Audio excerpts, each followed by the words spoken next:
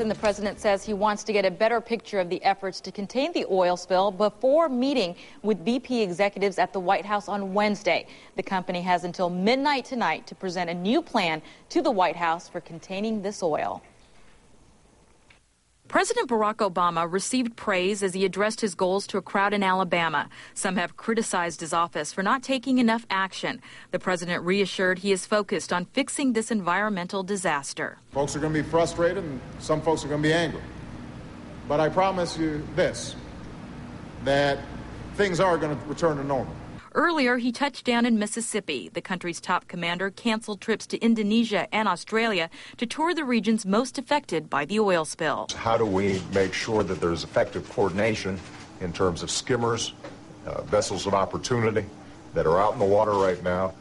Can we make sure that they are responding as quickly as possible to the oil before it starts getting closer to shore?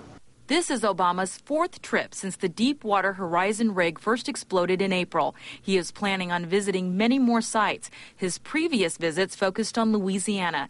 The president raised concern over the tri-state's tourism impact and had an early message for all Americans. There's still a lot of opportunity for visitors to come down here. A lot of beaches that are not yet affected or will not be affected. The president says in the meantime, his administration will push BP to clean up the oil more swiftly.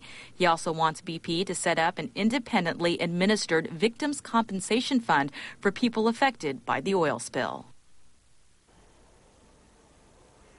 The president will spend the evening in Pensacola and tour the area tomorrow. He will then speak to the nation tomorrow in a primetime television address.